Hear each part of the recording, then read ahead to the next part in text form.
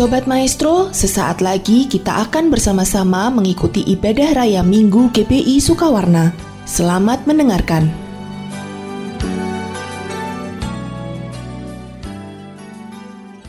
Shalom semuanya. Markus 4 ayat 29 berkata, sebab musim menuai sudah tiba. Sebab musim menuai sudah tiba. Penuaian jiwa yang terbesar dan yang terakhir sebelum Tuhan Yesus datang sudah terjadi. Api Roh Kudus yang dahsyat dari Pentakosta ketiga sedang turun. Pada waktu bulan Juli 2022 yang lalu, ketika saya berada di acara Pentecost Again Celebration di Azusa Street Prayer Tower, saya berkhotbah tentang lahirnya Pentakosta yang ketiga. Karena Pentecost Again ini adalah Pentakosta ketiga. Di situ saya menerangkan bahwa bukan saya yang menciptakan Pentakosta yang ketiga, melainkan saya yang menyimpulkan atau menyusun kepingan-kepingan atau puzzle pewahyuan yang Tuhan berikan dan telah singkapkan kepada banyak hamba Tuhan. Bagian saya, Tuhan memberitahu akan terjadinya pencurahan Roh Kudus yang dahsyat di zaman ini, yang namanya adalah Pentakosta ketiga. Jadi pada waktu awal tahun 2009, Tuhan berbicara kepada saya dengan sangat serius dari Wahyu 3 ayat 11 bagian A. Aku datang segera. Aku datang segera. Saya gemetar dan bertanya kepada Tuhan. Tuhan, apa yang akan Tuhan lakukan? Dan apa yang harus saya kerjakan? Sekitar 6 bulan kemudian, Tuhan baru menjawab pertanyaan saya dengan berkata, aku akan mencurahkan rohku. Aku akan mencurahkan rohku, kata Tuhan. Pada saat aku mencurahkan rohku, maka akan terjadi seperti Yoel 2, ayat 28 sampai dengan 32. Tahun 2013, Tuhan memberikan nama tentang pencurahan Roh Kudus ini sebagai Pentakosta ketiga. Pada tahun 2013, dalam Empower 21 Asia di SICC, pesan tentang Pentakosta ketiga ini untuk pertama kalinya dikumandangkan. Saya bertanya kepada Tuhan, Tuhan, berikan kepada saya pengertian tentang Pentakosta ketiga ini. Kemudian Tuhan memberikan 5 pengertian apa yang dimaksudkan dengan Pentakosta ketiga. Kelima pengertian itu tidak semuanya diberikan kepada saya, tetapi sebagian diberikan kepada hamba-hamba Tuhan yang lain. Dan saya diberikan tugas oleh Tuhan untuk menyusun kepingan-kepingan atau puzzle dari nubuatan-nubuatan yang diberikan kepada hamba-hamba Tuhan tadi. Dan ketika digabungkan, muncullah 5 pengertian tentang Pentakosta ketiga ini. 5 pengertian tentang Pentakosta ketiga adalah sebagai berikut. Yang pertama, Pentakosta ketiga adalah pencurahan Roh Kudus yang dahsyat di zaman ini, melebihi yang terjadi di Azusa Street. Ini berasal dari William Seymour. William Seymour adalah orang yang dipakai Tuhan dalam Pentakosta kedua di Azusa Street tahun 1906. Dan yang kedua, Pentakosta ketiga akan mengakibatkan penuaian jiwa yang terbesar dan yang terakhir sebelum Tuhan Yesus datang kembali. Ini juga dari William Seymour. Dan yang ketiga, Pentakosta ketiga akan membangkitkan generasi Yeremia, yaitu anak-anak muda yang dipenuhi dengan Roh Kudus, cinta mati-matian kepada Tuhan Yesus, tidak kompromi terhadap dosa, dan akan bergerak untuk memenangkan jiwa. Ini berasal dari Russell Evans, dari Gereja Planet Shaker, Melbourne. Dan yang keempat, Pentakosta ketiga lahir di Indonesia dan bergerak ke bangsa-bangsa. Gerakan ini dari timur ke barat dan akan kembali ke Yerusalem. Ini berasal dari Cindy Jacobs. Dan yang kelima, Pentakosta ketiga akan memberikan kuasa untuk menyelesaikan amanat agung. Dan setelah itu Tuhan Yesus datang kembali. Ini dari Tim Hill, Ketua Umum Church of God Amerika Serikat. Api Pentakosta menyala, api Pentakosta menyala. Api, api, api, api, api, api Pentakosta ketiga. Api Pentakosta menyala. Api Pentakosta menyala. Api, api, api, api, api, api Pentakosta ketiga. Api Pentakosta ketiga. Api Pentakosta ketiga. Dari tanggal 26 September 2022 sampai dengan 15 September tahun 2023, menurut kalender Ibrani, kita sedang memasuki tahun 5783 atau yang disebutkan dengan P Gimel. Memasuki tahun 5783 ini, kita akan melihat kasih karunia yang luar biasa yang akan dicurahkan kepada mereka yang sungguh-sungguh mencari Tuhan. Namun bersama dengan itu, akan ada pembersihan di rumah Tuhan dan penghakiman terhadap dunia ini. Tuhan akan mengungkapkan dosa-dosa yang tersembunyi. Tidak ada sesuatu pun yang tertutup yang tidak akan dibuka. Dan tidak ada sesuatu pun yang tersembunyi yang tidak akan diketahui. Karena itu, apa yang kita katakan dalam gelap akan kedengaran dalam terang. Dan apa yang kita bisikkan ke telinga di dalam kamar akan diberitakan dari atas atap rumah. Bukan rahasia lagi bahwa hari-hari ini gereja Tuhan sedang dibersihkan dalam hal dosa keuangan, dosa moral. Banyak hamba-hamba Tuhan yang jatuh. Hal ini harus diartikan bahwa peristiwa ini baru diungkapkan oleh Tuhan sekarang ini. Sedangkan prosesnya sebenarnya sudah lama. Hal-hal yang menyebabkan terjadinya banyak kejatuhan dari hamba-hamba Tuhan hari-hari ini bisa diuraikan sebagai berikut. Pengkhotbah 10 ayat 1 berkata, lalat yang mati menyebabkan urapan dari pembuat urapan berbau busuk. Demikian juga sedikit kebodohan lebih berpengaruh daripada hikmat dan kehormatan. Ayat ini bisa diartikan sebagai berikut. Sama seperti lalat mati yang membusuk akan merusak sejumlah minyak wangi. Demikian pula sedikit kebodohan dapat meniadakan dampak hikmat yang besar.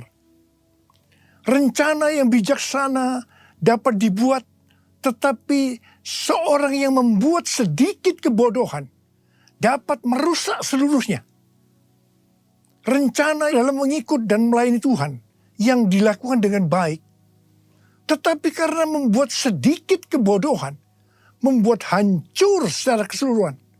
Artinya, tidak sampai kepada garis akhir, tidak finishing well. Yang dimaksudkan sedikit kebodohan di sini bisa diartikan bukan melakukan sesuatu pelanggaran yang besar, tetapi pada mulanya mengabaikan hubungan mereka dengan Tuhan. Sedikit demi sedikit akan merampas kasih, keintiman, kebijaksanaan, tekad yang mereka miliki. Sehingga hal itu membuat mereka tidak setia kepada Tuhan. Dan tiba-tiba kehancuran datang. Harap digarisbawahi. Jangan sampai mengabaikan hubungan dengan Tuhan. Pengabaian apa saja yang biasanya dilakukan dalam hubungannya dengan Tuhan? Yang pertama, tentang doa. Sejak dulu banyak orang yang mengukur kemajuan kerohanian kita dengan rutinitas waktu doa setiap hari. Tetapi hal ini tidak mengubah karakter kita. Kita bisa bersaat teduh, tetapi tanpa keintiman dengan Tuhan. Yang kedua, iblis kalau tidak bisa membuat kita menjadi jahat, maka dia akan membuat kita menjadi sibuk. Semakin sibuk. Ada hamba Tuhan yang berkata bahwa kesibukan menghancurkan hubungan kita dengan Tuhan. Kalau kita lebih merasa senang pada waktu kita melayani pekerjaan Tuhan, daripada waktu kita berada dalam hadirat-Nya, sebenarnya kita sedang melakukan sesuatu kompromi. Meskipun kelihatannya kualitas kerohanian kita hebat, dan seiring dengan waktu, kepura-puraan akan mengikat kita. Kepura-puraan akan mengikat kita. Dan tiba-tiba kehancuran datang. Yang ketiga, melayani pekerjaan Tuhan, kalau sudah menjadi rutinitas tanpa ada sukacita, roh yang menyala-nyala, itu tanda bahwa kita sudah tidak berada dalam track yang benar. Itu artinya kita sudah tidak mengalami kasih yang semula. Kalau kita melihat pelayanan jemaat di Efesus, sebenarnya bagus sekali. Dikatakan mereka rajin, tekun, tidak dapat menerima pelayan yang pura-pura. Mereka sabar dan mau menderita karena nama Yesus. Mereka tidak mengenal lelah. Mereka membenci perbuatan pengikut Nikolaus yang juga Tuhan benci. Pengikut Nikolaus ini mengikuti pengajaran yang berkata bahwa percabulan tidak mempengaruhi keselamatan di dalam Kristus. Hal ini bertentangan dengan kebenaran firman Tuhan. Meskipun pelayanan mereka bagus, tetapi Tuhan berkata kepada mereka, "Aku mencela engkau karena engkau telah meninggalkan kasih-Mu yang semula." Mungkin ada di antara kita yang seperti jemaat di Efesus, yang melayani Tuhan dengan bagus, tapi tanpa kasih yang semula. Tuhan berkata, "Sebab itu, ingatlah betapa dalamnya engkau telah jatuh. Bertobatlah dan lakukan lagi apa yang semula engkau lakukan. Jika tidak demikian, aku akan datang kepadamu dan akan mengambil kaki dianmu dari tempatnya, jikalau engkau tidak bertobat." Ingat saudara, bagaimanapun bagusnya kita melayani pekerjaan Tuhan, sekali lagi, melayani pekerjaan Tuhan, tetapi kalau tidak didasarkan pada kasih yang semula, maka Tuhan akan berkata, "Betapa dalamnya engkau telah jatuh. Bertobat! Bertobat! Bertobat!" Jesus,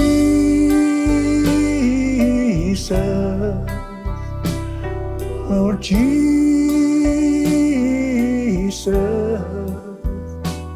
Lord Jesus, you're my first love. How I love you. Oh, how I love you, Jesus, Lord Jesus,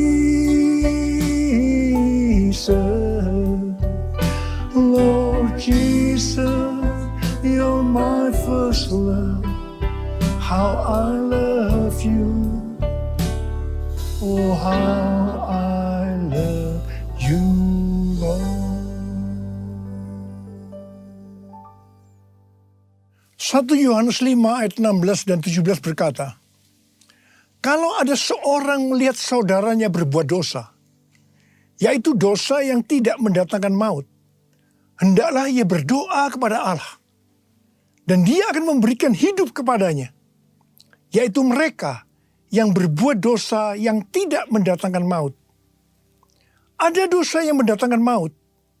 Tentang itu, tidak kukatakan bahwa ia harus berdoa. Semua kejahatan adalah dosa, tetapi ada dosa yang tidak mendatangkan maut. Dosa yang tidak mendatangkan maut itu adalah dosa yang diakui.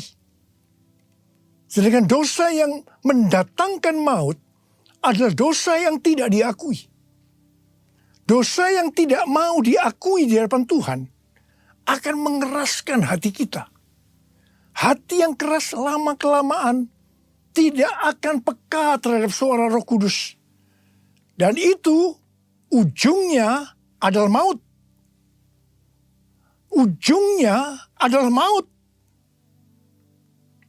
Tetapi kalau kita bertobat dan mau mengakui dosa kita, meskipun itu berat dan sangat memalukan, itu tidak akan mendatangkan maut. Sebagai contoh dalam Alkitab adalah Daud. Kisah Para Rasul 13 ayat 22b berkata, tentang Daud Allah telah menyatakan, aku telah mendapat Daud bin Isai, seorang yang berkenan di hatiku, dan yang melakukan segala kehendakku. Di mata Tuhan, Daud adalah seorang yang berkenan di hatinya, karena melakukan segala kehendaknya. Mungkin ada di antara kita yang bertanya-tanya, kok bisa ya? Padahal Daud pernah berbuat dosa yang besar dalam peristiwa dengan Batsheba. Alkitab katakan, setelah hubungan haram antara Daud dan Batsheba membuat Batsheba mengandung. Wah, Daud memutar otaknya. Bagaimana caranya agar hubungan ini tidak mencuat keluar? Apa yang dilakukan oleh Daud? Dia memaksa dengan cara yang halus agar Uria, suami Batsheba yang sedang berperang, supaya pulang dan tidur dengan istrinya. Tetapi Uria justru tidak mau. Akhirnya, supaya hubungannya kelihatan halal, maka Uria harus mati. Agar Daud bisa mengawini Batsheba secara syah, bukan karena hubungan yang haram. Wow, rencana Daud ini luar biasa. Kita juga mungkin heran. Daud yang hatinya dekat dengan Tuhan bisa berbuat bodoh sepertinya Tuhan tidak tahu tentang rencana ini. Kemudian Tuhan menyuruh Nabi Nathan untuk menegur Daud. Nah, disinilah kita akan melihat respon Daud ketika ditegur tentang dosa yang disembunyikan itu. Daud langsung mengakui dosa yang diperbuatnya tanpa berbelat-belit. Dia minta ampun kepada Tuhan dengan sungguh-sungguh. Dan Daud tidak menyembunyikan dosa yang memalukan untuk supaya tidak diketahui orang.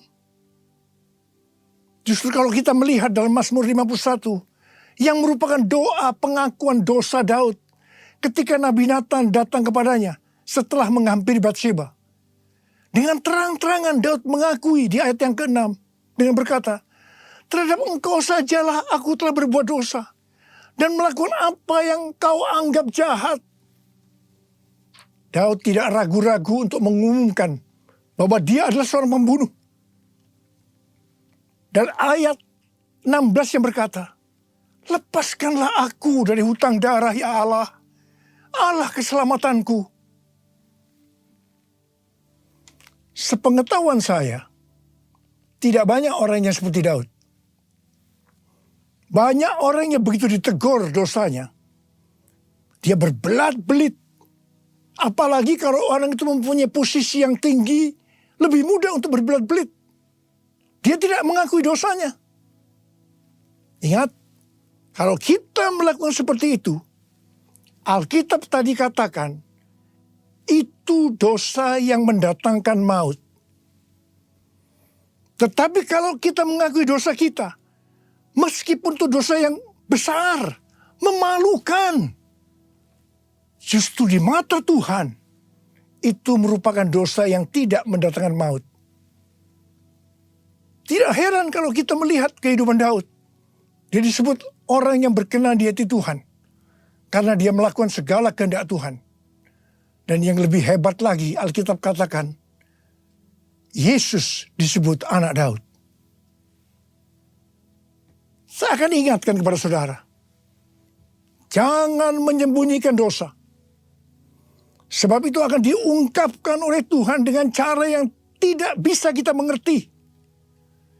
Dan yang lebih penting lagi, kalau kita mengaku dengan jujur di hadapan Tuhan, meskipun dosa itu sangat memalukan, dosa itu tidak akan mendatangkan maut. Dan Tuhan berkata, dosa seperti itu yang didoakan. Seperti yang dikatakan dalam 1 Yohanes 5, ayat 16 dan 17 tadi. Kalau ada seorang melihat saudaranya berbuat dosa, yaitu dosa yang tidak mendatangkan maut, hendaklah ia berdoa kepada Allah. Dan Dia akan memberikan hidup kepadanya.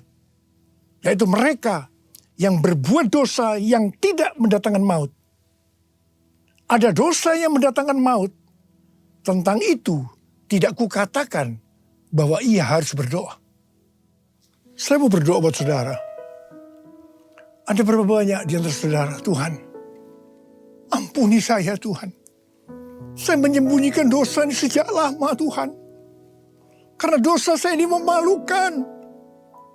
Akan menghancurkan kehidupan keluarga saya. Tapi sekarang saya mau berdoa. Mau bertobat ya Tuhan. Saya mau bertobat Tuhan. Sucikan dan kuduskan hati saya sekarang. Bersihkan saya Tuhan. Bersihkan saya. Saya berdoa buat saudara. Sucikan dan kuduskan hati ini. Untuk layak menghadap hadirat-Mu. Tubuh jiwa rohku ku serahkan padamu. Ku menyembah-Mu. Sucikan dan kuduskan hati ini. Untuk layak menghadap hadirat-Mu. Tubuh jiwa rohku ku serahkan padamu. Ku menyembah-Mu. Tinggikan nama-Mu ya Tuhan. Mulialah nama-Mu ya Tuhan. Tiada lain seperti Engkau ya Allahku. Besar kuasa-Mu. Mari angkat tangan saudara. Ya Tuhan Kau lihat anak-anak-Mu yang mengangkat tangan di hadapan-Mu. Mereka sekarang minta ampun kepadamu. Mereka mengungkapkan dosa-dosa yang tersembunyi. Mereka akui saat ini Tuhan. Tuhan sucikan dan kuduskan hati kami semua ya Tuhan. Untuk layak menghadap hadirat Tuhan. Ya Tuhan, bersihkan kami, bersihkan kami, bersihkan kami. Agar dosa yang kami lakukan tidak mendatangkan maut ya Tuhan. Terima kasih Tuhan, terima kasih, terima kasih, terima kasih Tuhan. Berkat-Mu melimpah. Terima kasih, terima kasih. Kasihani kami Tuhan. Kasihani kami semua ya Tuhan, kasihani kami. Terima kasih, dalam nama Yesus kami berdoa.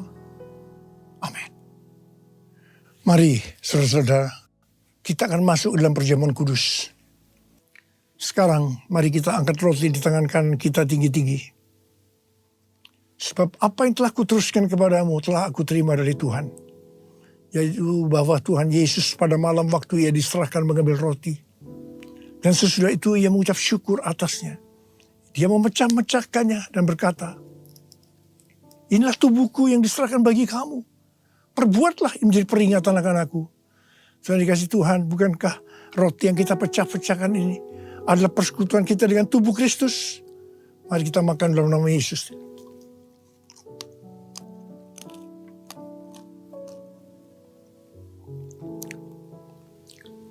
Sekarang angkat cawan di tangan kanan kita tinggi-tinggi. Demikian juga yang mengambil cawan sesudah makan lalu berkata, cawan ini adalah perjanjian baru yang dibesarkan oleh darahku. Perbuatlah ini setiap kali kamu meminumnya menjadi peringatan akan aku. Sudah dikasih Tuhan, bukankah cawan pengucapan syukur? Yang atasnya kita ucapkan syukur adalah persekutuan kita dengan darah Yesus. Mari kita minum dalam nama Yesus.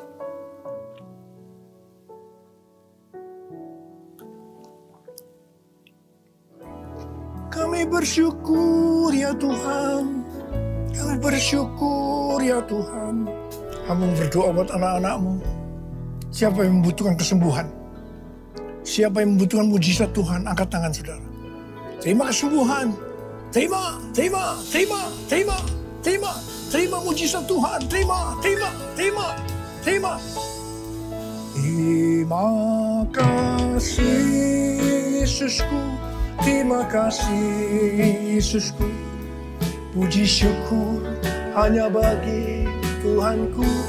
Terima Terima kasih Yesusku, terima kasih Yesusku. Puji syukur hanya bagi Tuhanku. Terima kasih. Terima kasih Yesusku, terima kasih Yesusku. Puji syukur hanya bagi Tuhanku. Terima kasih Yesusku, terima kasih Yesusku. Puji syukur hanya bagi Tuhanku. Puji syukur hanya bagi Tuhanku.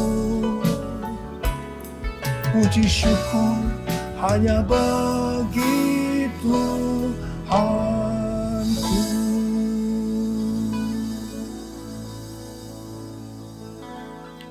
Sekarang terimalah berkat Tuhan. Kasih karunia berlimpah-limpah daripada Allah Bapa di dalam Anak yang tunggal Yesus Kristus. Persekutuan yang manis dengan Roh Kudus menyertai saudara sekalian mulai hari ini. Sampai Tuhan Yesus datang menjemput kita di awan-awan dan bahkan sampai selama-lamanya. Yang percaya bersama-sama katakan, Amin.